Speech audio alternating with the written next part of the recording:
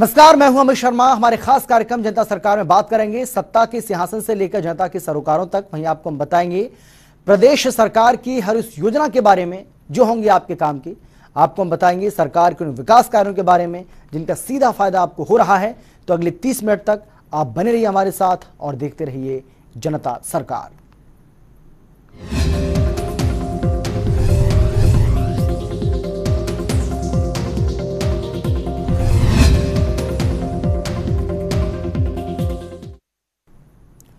हरियाणा के राज्यपाल और भारतीय रेड क्रॉस समिति के प्रधान बंडारू दत्तात्रेय ने सोमवार को 2 एम्बुलेंस हरियाणा राजभवन से जनहित में समर्पित की हैं। इन एम्बुलेंस को पीजीआई चंडीगढ़ में आने वाले रोगियों और रेड क्रॉस शाखा पंचकुला की ओर से संचालित वृद्ध आश्रम में वृद्धों के सेवार्थ समर्पित किया गया है। राज्यपाल ने दोनों वाहनों को रेड क्रॉस की झंडी दिखाकर रवाना किया। एक एम्बुलेंस संस्था ने अपने स्रोतों से इसे खरीदा और दूसरा वाहन SS कौशल ने अपने शहीद बेटे कैप्टन रोहित कौशल की याद में दान दिया है। SS कौशल रेड क्रॉस के आजीवन सदस्य भी हैं। वहीं राज्यपाल ने विश्वास जताया कि दोनों एम्बुलेंस जरूरतमंद लोगों के लिए उपयोगी सिद्ध होंगी।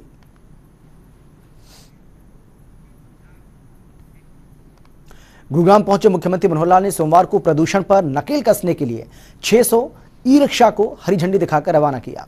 ये सभी ई-रिक्शा गोल्फ कोर्स रोड और MG रोड पर चलाए जाएंगे, जहां पूरी तरह से डीजल ऑटो पर प्रतिबंध रहेगा।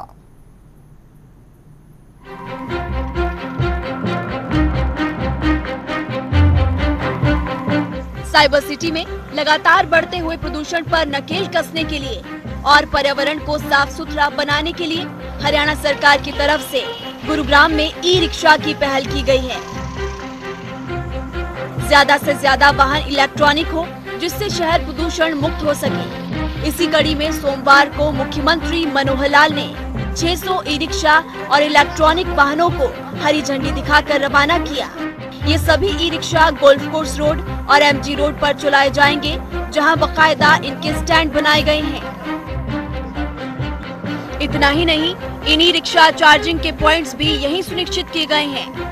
एक ई-रिक्शा एक बार चार्ज होने पर करीब 120 किलोमीटर चलेगा और इन दोनों रोड पर डीजल ऑटो पर पूरी तरह से प्रतिबंध भी लगाया जाएगा और जल्द ही पूरे शहर में अगले कुछ महीनों में 12,000 ई-रिक्शा चलाने का लक्ष्य भी रखा गया है। 600 ई-रिक्शा आज एक गुरुग्राम के पर्टिकुलर जोन को चलाना शुरू किया है और अपेक्षा बनी है कि उस क्षेत्र के अंदर अब डीजल के जो ऑटो रिक्शा है वो न चलाए जाएं और ये धीरे धीरे चरणबद्ध तरीके से पूरे गुरुग्राम में 12,000 रिक्शाओं को कन्वर्ट करने का हमारा कार्यक्रम है, ताकि प्रदूषण को समाप्त किया जा सके और एनवायरनमेंट की दृष्टि से वातावरण को शुद्ध करने का ये पहला प्रोजेक्ट है। मुख्यमंत्री मनोहर लाल ने ये भी कहा कि बदलते हुए माहौल के बीच परिवर्तन करना बेहद जरूरी है और परिवर्तन ही बदलाव लाता है। इसके साथ ही लगातार जिस तरह से प्रदूषण भी बढ़ रहा है, उसमें हम सभी को अपनी जिम्मेदारी समझनी होगी और वाहनों से बढ़ता हुआ प्रदूषण काफी चिंताजनक है, जिसको लेकर गुरुग्राम नगर निगम के सहयोग से भी ये सभी ई-रिक्शा चलाए जा रहे हैं। जितनी आबादी ज्यादा होगी, जितना वाहनों की संख्या ज्यादा होगी, उतना ही प्रदूषण ज्यादा फैलेगा। इसको युग के अनुरूप इसमें परिवर्तन करना, आज के प्रोजेक्ट का नाम भी परिवर्तन रखा गया है। तो ये परिवर्तन सदा से हम करते चले आए हैं। आखिर मनुष्य की इस विकास यात्रा में परिवर्तन हमेशा होते हैं, तो ये परिवर्तन आज हम कर रहे हैं। आदि मानव अपने पैरों पर चलना शुरू हुआ था, फिर उसने रास्ते बनाए और फिर उसने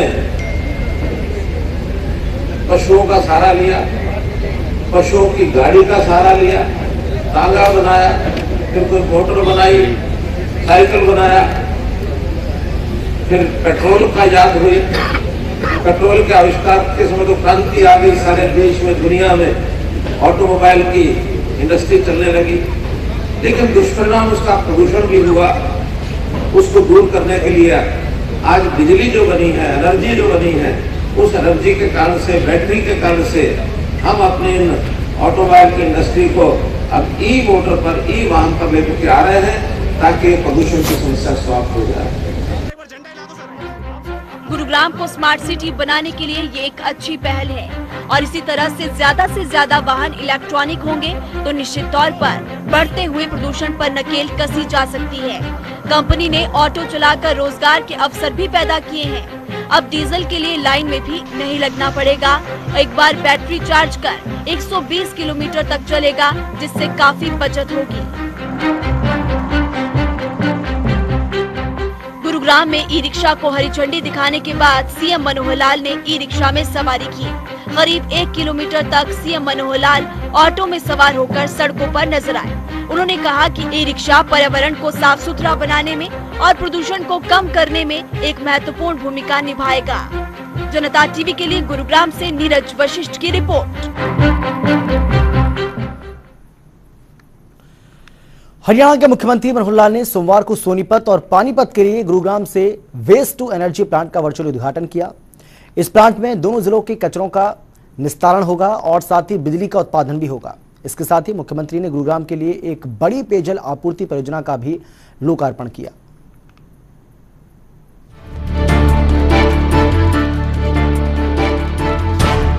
हरियाणा के मुख्यमंत्री मनोहर लाल ने सोमवार को साइबर सिटी गुरुग्राम में स्थित लोक निर्माण विभाग के विश्राम गृह में पर्यावरण से जुड़ी 2 महत्वपूर्ण परियोजनाओं का उद्घाटन किया।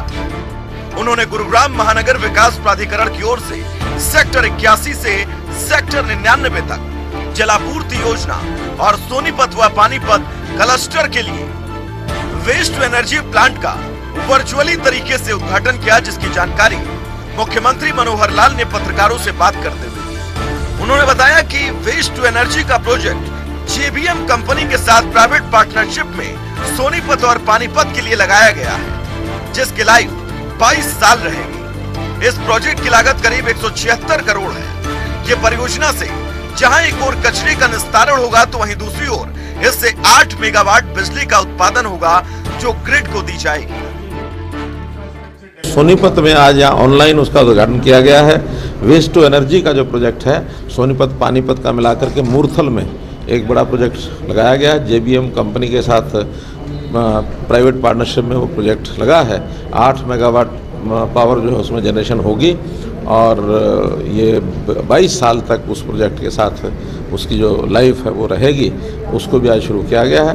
उन दोनों जिलों की जो म्यूनसिपैलिटीज़ हैं उनका वेस्ट वहाँ जाएगा और उससे एनर्जी जो है वो प्रोड्यूस होगी। ये भी वातावरण को शुद्ध करने के लिए और पर्यावरण की दृष्टि से महत्वपूर्ण एक प्रोजेक्ट है। वहीं उन्होंने बताया कि गुरुग्राम के सेक्टर 80 से लेकर सेक्टर 98 तक के क्षेत्र में रहने वाले लगभग 3 लाख से ज्यादा लोगों को पेयजल उपलब्ध होगा। अभी तक इन कॉलोनियों और सेक्टरों में फिलहाल टैंकर से पानी आपूर्ति की जा रही थी। इस जलापूर्ति परियोजना की शुरुआत होने से उन्हें नहरी आधारित पानी की आपूर्ति होगी। 76.21 करोड़ रुपए की इस योजना में लोग बिना आरओ लगाए सीधा नल से पानी पी सकते हैं। उनके घर की पाइपलाइन सही होनी चाहिए। सेक्टर 80 से लेकर 98 तक गुरुग्राम जो है उसके पानी की सप्लाई अभी तक उस एरिया में नहीं थी। जीएमडीए ने उस प्रोजेक्ट को पूरा किया है और आज से वहाँ वाटर सप्लाई जो है शुद्ध पानी की उन सेक्टर्स में होगी। वहाँ के लोगों को 3 लाख लोगों को जो अभी वहाँ रेजिडेंट्स हैं उनको जो है इसका लाभ होगा। इस मौके पर विश्राम गृह में सेक्टर 80 से 98 तक के निवासियों के प्रतिनिधि भी मौजूद रहे, जिन्होंने मुख्यमंत्री को स्वच्छ पेयजल उपलब्ध करवाने के लिए धन्यवाद किया। इस मौके पर शहरी स्थानीय निकाय के अतिरिक्त मुख्य सचिव SN राय, मुख्यमंत्री के public safety adviser Anil Rao, GMDA के CEO सुधीर राजपाल, मंडलायुक्त राजीव रंजन, उपायुक्त डॉक्टर यश गर्ग, पुलिस आयुक्त KK राव सहित कई गणमान्य लोग मौजूद रहे। जनता टीवी के लिए गुरुग्राम से नीरज वशिष्ठ की रिपोर्ट।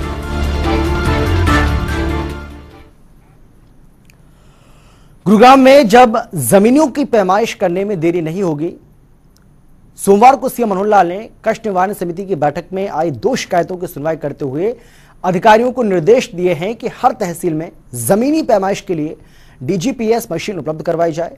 इसके साथ ही उन्होंने बैठक में 13 शिकायतों का मौके पर ही समाधान किया।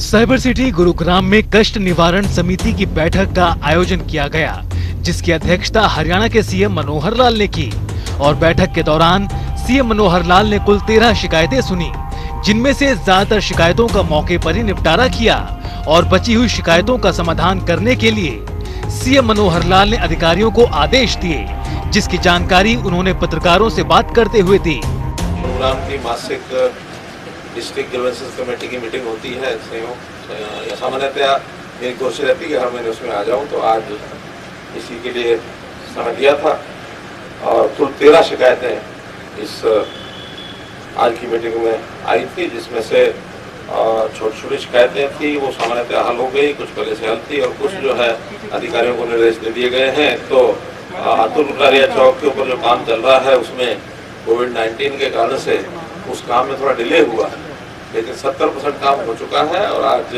बाकी बचे हुए काम का एक महीने एक प्रकार से दोबारा से उसका रिव्यू किया गया है, तो नवंबर 2021 तक वो काम पूरा हो जाएगा।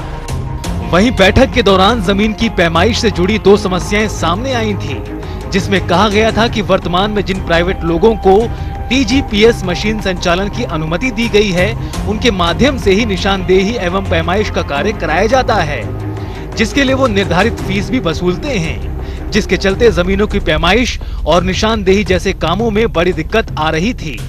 ऐसे में अब जमीनों की पैमाइश पर देरी नहीं होगी, क्योंकि सीएम मनोहर लाल ने आदेश जारी किए हैं कि सभी तहसीलों को डिफरेंशियल ग्लोबल पोजिशनिंग सिस्टम यानी DGPS मशीन उपलब्ध कराई जाएगी।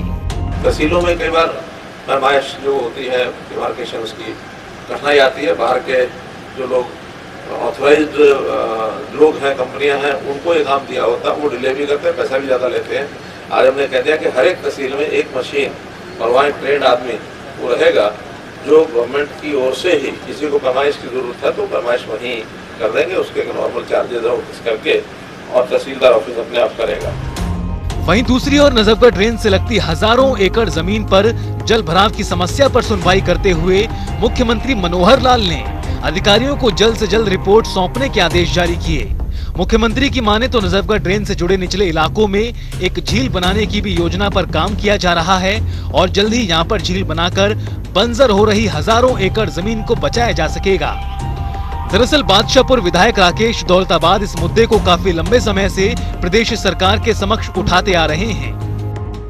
ऐसे ही नजफगढ़ ड्रेन का जो अपने को पता है, जो वहाँ जो लेक है, बहुत बड़ा क्षेत्र है जहाँ पानी फैल जाता है, वो चूँकि स्टेट लेवल पर कुछ कमेटियाँ बनी हुई हैं, फॉरेस्ट की भी कमेटी है, कुछ वेटलैंड की एक कमेटी है, एनवायरनमेंट की कमेटी है, उन सब के माध्यम से काफ़ी काम आगे बढ़ गया है। लेकिन अगले सारी उसकी जो योजना प्लानिंग बनेगी वो डिविजनल कमिश्नर के माध्यम से लागू किया जाएगा।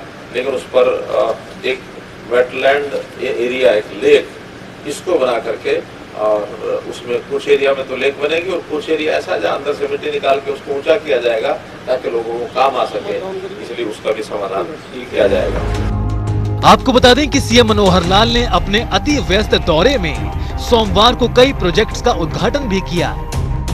जनता टीवी के लिए गुरुग्राम से नीरज वशिष्ठ की रिपोर्ट।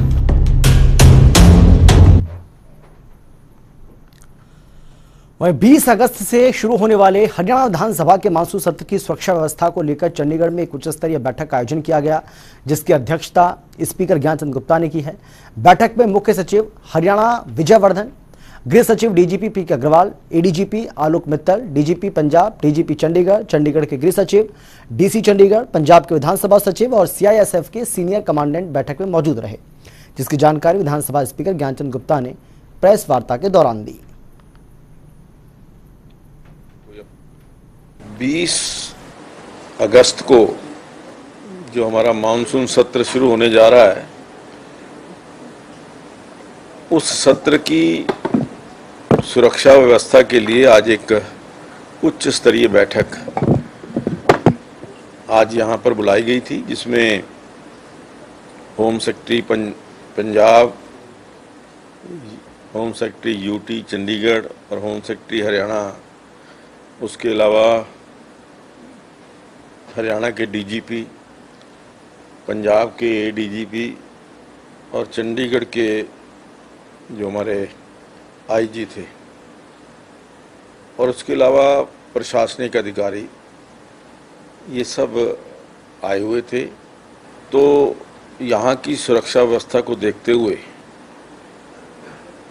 कि यहाँ पर सत्र के दौरान कोई अप्रिय घटना ना घटे, उस दृष्टि से विचार विमर्श हुआ कुछ मुद्दों को लेकर के, और उसमें ये तय किया गया कि एक यहाँ पर जो पूरे सत्र के अंदर हर रोज एक मॉनिटरिंग कमेटी या एक हाई लेवल जो डिसीजन टेकिंग कमेटी जो है वो हर रोज मिलेगी घंटे आधे घंटे के लिए, जिसमें एसपी लेवल के जो तीनों पंजाब के, हरियाणा के और चंडीगढ़ के एसपी सिक्योरिटी और पंजाब के जो मार्शल हैं, हमारे हरियाणा के मार्शल हैं और एक ड्यूटी मजिस्ट्रेट, ये 6 लोगों की एक टीम जो परमानेंट यहाँ पर जिस दिन भी विधानसभा का सत्र होगा उस समय यहाँ पर मौजूद रहेगी। जो पिछली बार एक कमेटी बनाई गई थी, उस कुछ कमेटी ने कुछ सिफारिशें की थी कि सुरक्षा की दृष्टि से कुछ जो निर्णय हैं वो किए थे। उसमें जो हमारे 7 जो कॉमन एंट्री पॉइंट्स हैं उनके ऊपर चाहे वो टेम्परेरी बैरिकेडिंग करके और साथ में अपने जो वॉच एंड वार्ड स्टाफ के अधिकारी हैं, कर्मचारी हैं, वो परमानेंट वहां पर डिप्यूट रहेंगे। हरियाणा के नवनियुक्त पुलिस महानिदेशक पीके अग्रवाल ने कार्यभार संभाल लिया है और इस दौरान उन्होंने अपराध, आंदोलन, भ्रष्टाचार समेत कई मुद्दों को लेकर अपनी राय रखी है।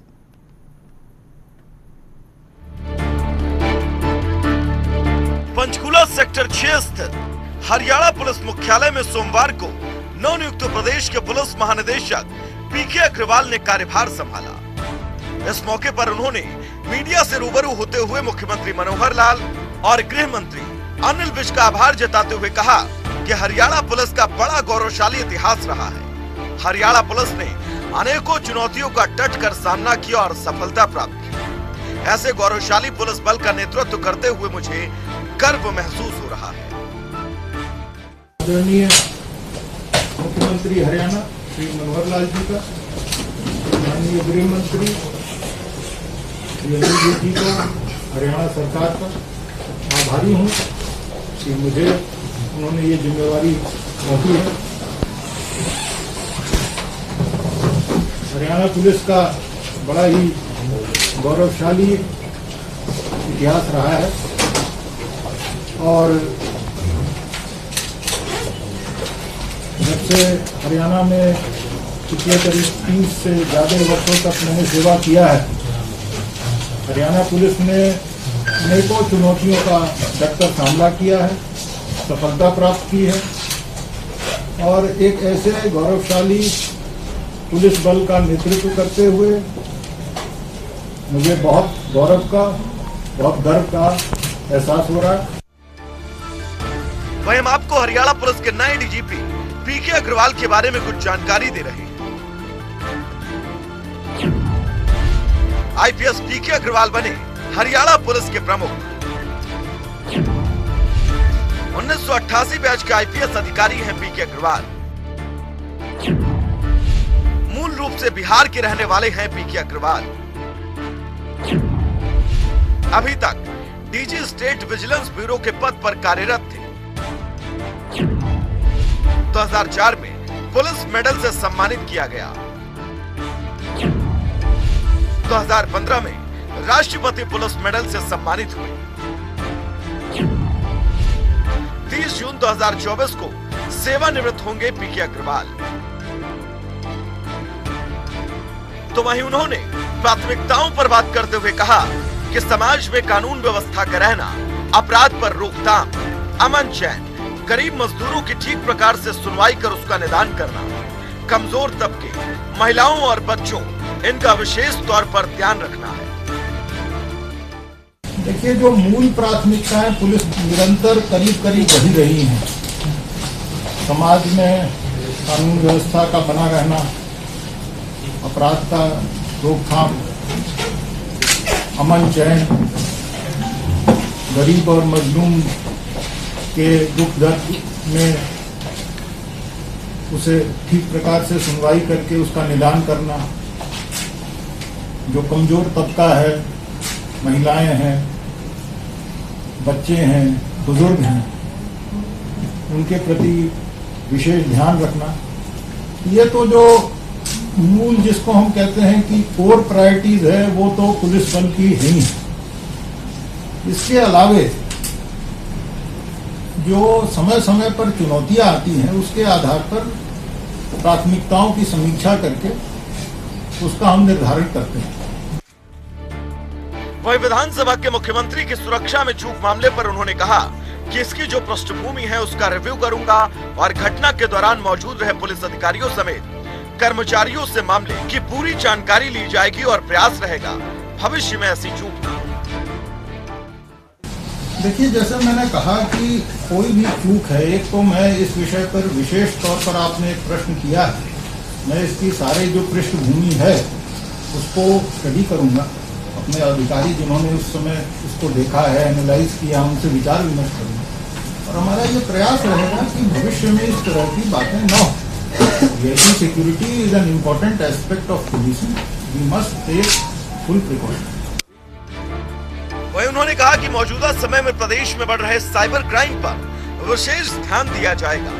जिस तरह से सभी लोग स्मार्टफोन और ऑनलाइन बैंकिंग का प्रयोग कर रहे हैं, तो अपराधी भी अपराध करने के लिए पुरानी तकनीकों से नई तकनीकों पर आ गए हैं। ये हमारा दायित्व है कि हम पुलिस बल को नई तकनीकों को लेकर अच्छे से ट्रेन करें और लोगों में जागरूकता पैदा करें। देखिए, साइबर क्राइम एक नया अपराध का प्रणाली है जिसमें कि चूंकि आज के दिन हम सब स्मार्टफोन, ऑनलाइन बैंकिंग, हर तरह की चीजें कर रहे हैं, जो पुराने तकनीक थे उनसे जो अपराधी हैं वो भी नए तकनीकों की तरफ जाते हैं। ये हमारा भी दायित्व है कि हम अपने पुलिस बल को ट्रेन करें ठीक तरीके से, लोगों में जागरूकता पैदा करें और ये सुनिश्चित करें कि जो इस तरह के अपराध हैं उनके मूल तक हम पहुंच सकें। इसके साथ उन्होंने आंदोलन पर कहा कि प्रजातंत्र में विरोध करना और अपनी बात रखने का सबको हक है, लेकिन विरोध का स्वरूप शांतिपूर्वक हो। प्रजातांत्रिक व्यवस्था में विरोध करना, आवाज उठाना, ये सबके लिए है, किंतु जो विरोध का स्वरूप है वो शांतिपूर्वक हो, कानून सम्मत हो, कानून के दायरे में रहे, कानून के पालन में लगी रहती है। तो मेरा तो यही अपील रहेगा किसान भाइयों से कि वो विरोध जो है वो शांतिपूर्वक तरीके से करे, कानून के दायरे में रहे। वहीं डीजीपी पीके अग्रवाल ने कहा कि भ्रष्टाचार को किसी भी कीमत पर बर्दाश्त नहीं किया जाएगा।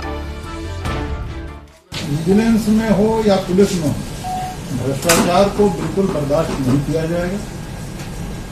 और जहां तक आपने पहचान की बात की, मैं ये जरूर चाहूंगा कि मुख्यालय पर और हमारे फील्ड में सभी अधिकारी आम नागरिक के दुख समस्याओं को ठीक प्रकार से सुने, उनसे मिलें, उनकी बातों को सुने, उनकी दिक्कतें जो है, उनकी जो शिकायतें हैं, उनके निवारण करने के लिए हर संभव प्रयास करें, ताकि आम नागरिक का जो हरियाणा पुलिस के प्रति जो छवि है वो उसमें और सुधार।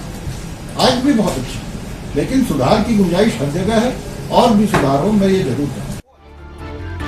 आपको बता दें कि संघ लोक सेवा आयोग से प्राप्त पैनल पर विचार करने के बाद प्रशांत कुमार अग्रवाल को 2 साल की अवधि के लिए हरियाणा का पुलिस महानिदेशक नियुक्त किया गया है। पंचकुला से उमंग शोराल की रिपोर्ट। वहीं पंचकुला पुलिस मुख्यालय में हरियाणा के नवनियुक्त पुलिस महानिदेशक पीके अग्रवाल ने अपना कार्यभार संभाला, जिसके बाद वो प्रदेश के गृह मंत्री अनिल विज से मुलाकात करने के लिए चंडीगढ़ हरियाणा सचिवालय स्थित उनके कार्यालय पहुंचे, जहां गृह मंत्री अनिल विज से नवनियुक्त डीजीपी पीके अग्रवाल ने कई मुद्दों को लेकर बातचीत भी की है और इसके साथ ही अपने अनुभवों को साझा किया। वहीं अंबाला कैंट में ट्रक ड्राइवरों के लिए विशेष वैक्सीनेशन कैंप लगाया गया, जिसका उद्घाटन हरियाणा के स्वास्थ्य मंत्री अनिल विज ने किया। इस मौके पर स्वास्थ्य मंत्री अनिल विज ने वैक्सीनेशन कैंप में वैक्सीन लगवा रहे ट्रक ड्राइवरों से बातचीत कर उनका हौसला बढ़ाया और मीडिया से बातचीत करते हुए स्वास्थ्य मंत्री ने कहा है कि ट्रक ड्राइवरों के लिए बहुत अच्छी पहल की है। वहीं वैक्सीन लगवा चुके ट्रक ड्राइवरों ने भी इस पहल का स्वागत किया।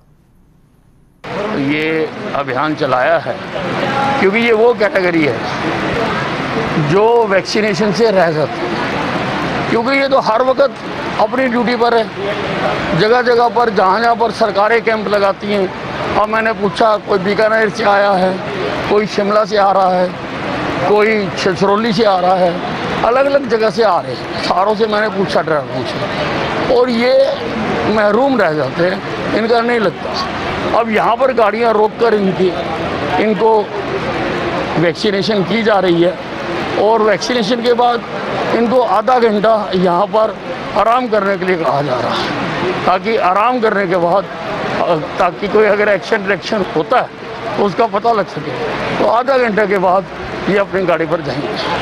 नहीं, अभी तो हमने विचार नहीं किया है, अभी तो हमारा सारा जो वैक्सीनेशन करने वाला है। और जनता सरकार में फिलहाल इतना ही। छोटे से ब्रेक के बाद फौरन लौट रहे हैं। आप देखते रहिए जनता टीवी।